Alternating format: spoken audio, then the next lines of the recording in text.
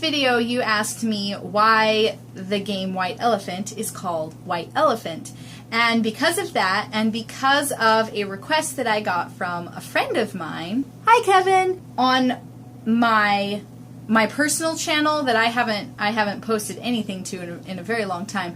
But Kevin asked me about just Christmas traditions around the world, and I've wanted to do that, and I thought, well, perfect time to do it at Christmas time. I picked some of my favorites, and I'm just going to give you in a nutshell version of some of them. So I'll start with White Elephant. A white elephant actually is a very rare animal, and so it's considered sacred, and so it's supposed to be a sign of affluence, I guess, if you actually own one, because if you can afford to have one, you obviously are very rich, because they were considered sacred. They've never been used for labor like regular elephants have, and so basically they are completely useless, but they're also very, very expensive.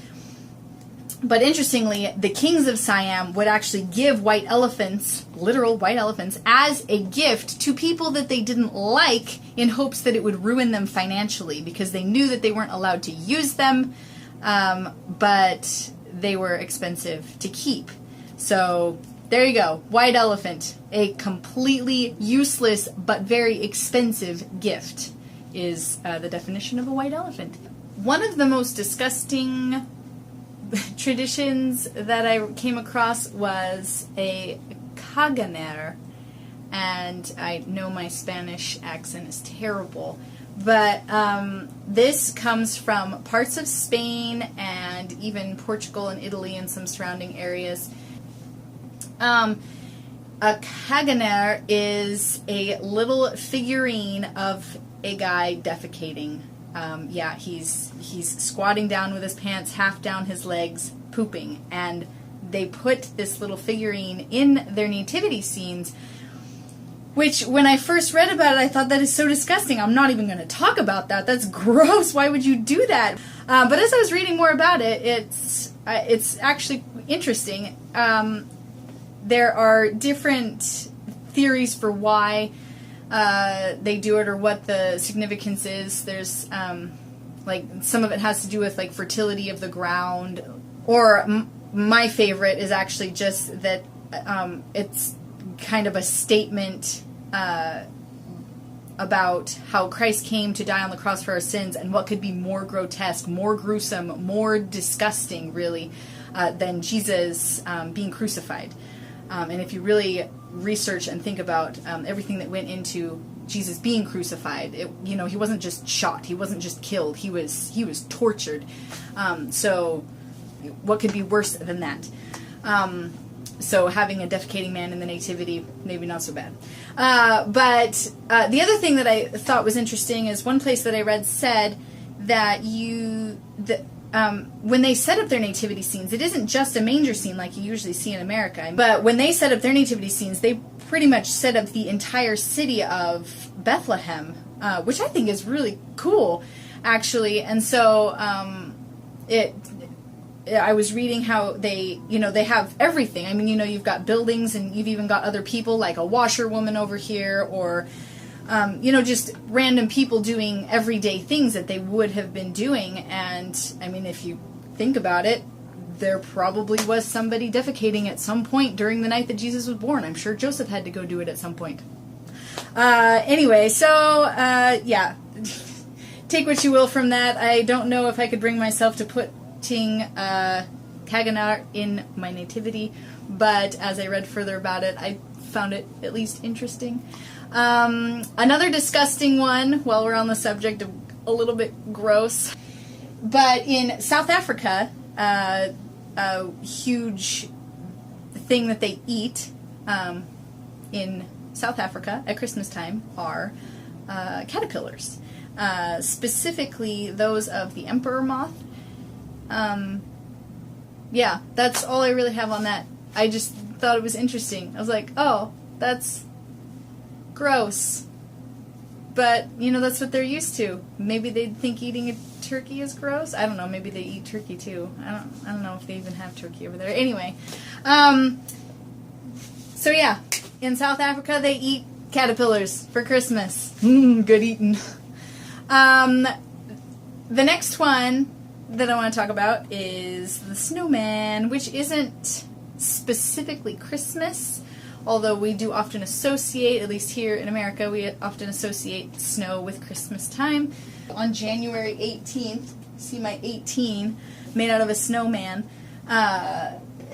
is World Snowman Day, and that is because the 8 looking like a snowman and the 1 looking like his broom that's what it looks like. So they picked January 18th because January there's often a lot of snowfall, at least in the northern hemisphere.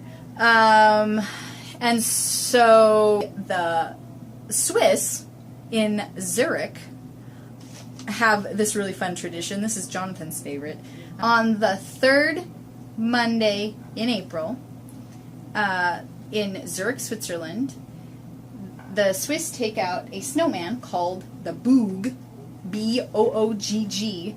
It's actually a snowman made out of cotton and wool, and they stuff him with dynamite, okay? And then, so they take him out into the middle of the city square or something and light the fuse and blow up the snowman.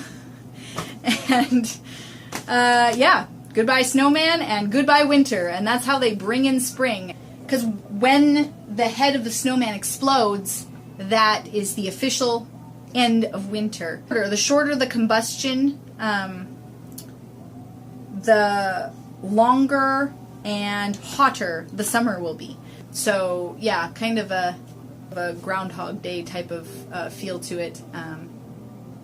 Yeah, so that tradition actually has a name, and I'm going to butcher this too. It's called Sexalauten. That is what that tradition is called, going out and blowing up the Boog, which is a snowman made out of cotton and wool.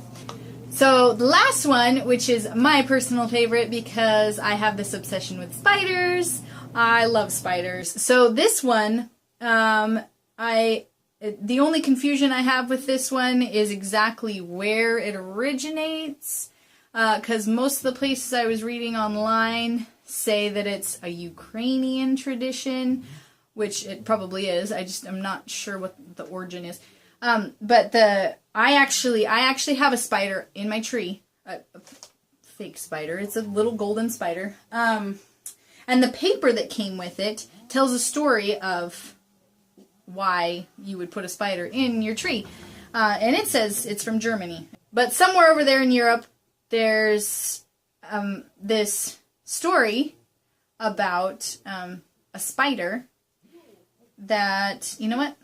I will just read you what my paper says. So, according to an old German folktale, on a Christmas Eve long ago, a family was preparing its home for the visit of the Christ child.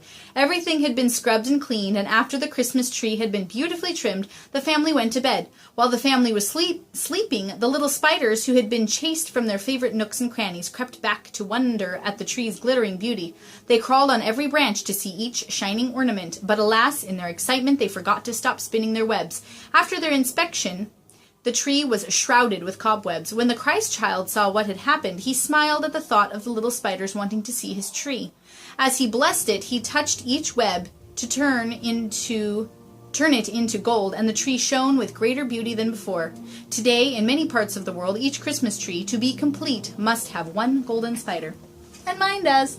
Other places I was reading actually talk about a family that was too poor to have decorations for their tree, and so a spider came along and, put all these intricate webs all over it. So that story, the spider's actually intentionally putting webs all over the tree in order to decorate it and help the family out.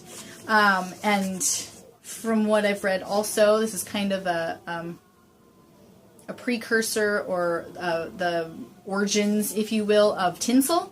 And I've never put tinsel on my tree before. But I do have a spider on my tree, and I love that spider. He doesn't actually have a name, though.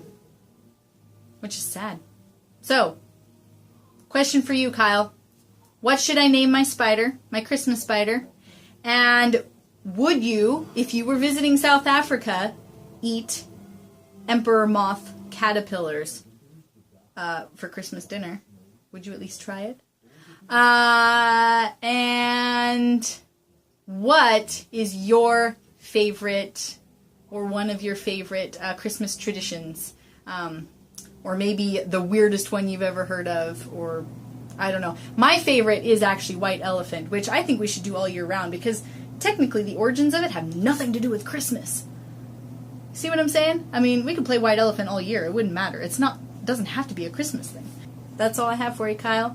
So I'm going to post on Monday again, which is supposed to be my day because we're going to make a vlog of the kids opening presents from you, and hope you have a good Merry Christmas. Love you. Bye.